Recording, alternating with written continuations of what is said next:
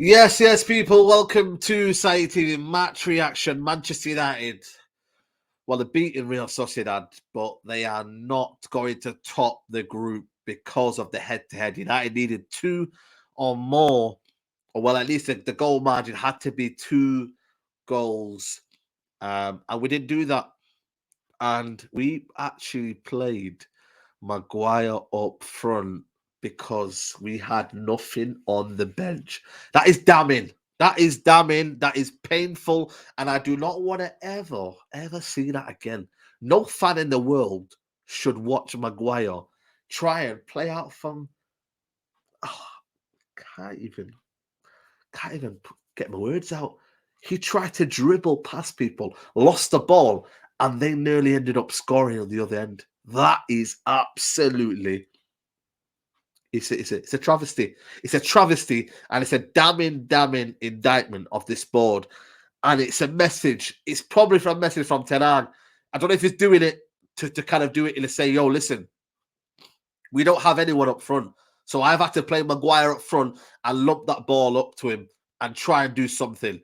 It felt like Van Gaal when we had Mike Smalling and Fellaini. It felt like them days. I thought I would never see that again, that hoof ball, that Allardyce ball. But we actually did it for a good 10 minutes. Ten Hag, please. There's one message I would like to say. Please don't do that again.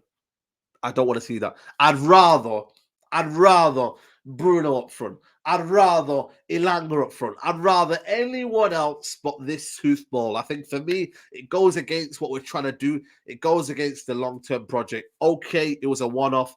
Okay, we had no attacking options, but that was painful. And it was one of them where that second half was just average. It's probably the worst performance United have had in terms of desperate performance. I'm talking about Man City was bad because we were all over the place.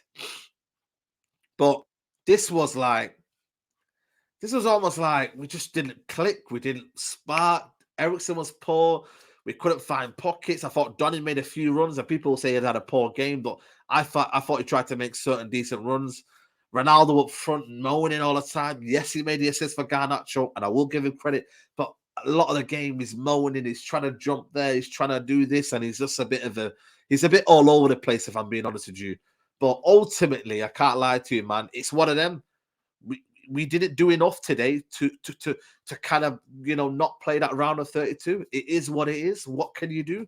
What can you do? We are going to play the likes of Barcelona now, Ajax, Juventus, and you know, it all started well. This is more disappointing. First half, Garnacho, big up to him, the youngest non-English goal scorer to score a goal for Man United at his age, in terms of being 18, the youngest one.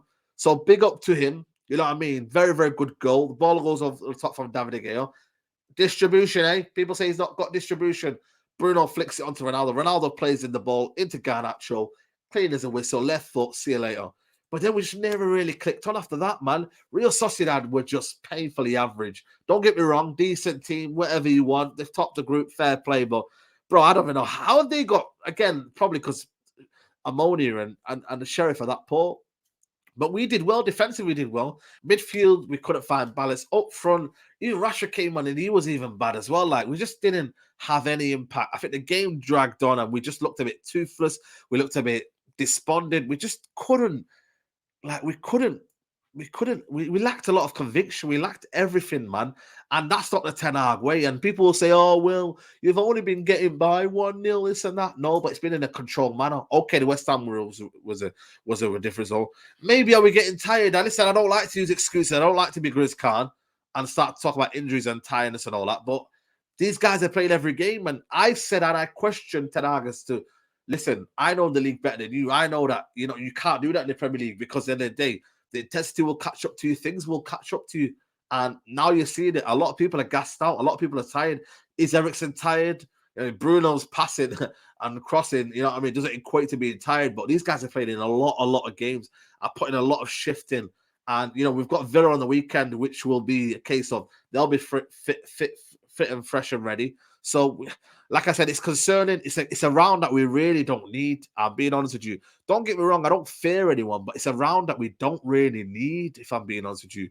And this is the thing, man. We don't really need to be playing, to, you know what I mean, a round of 32 and two-legged tie, and then going into the round of 16.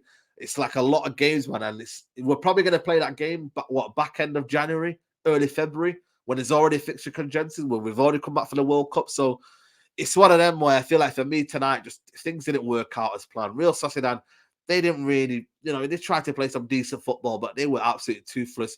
We were toothless, but Maguire playing up front is an indictment of where we need to go and strengthen. We need an attacker. I'm sorry.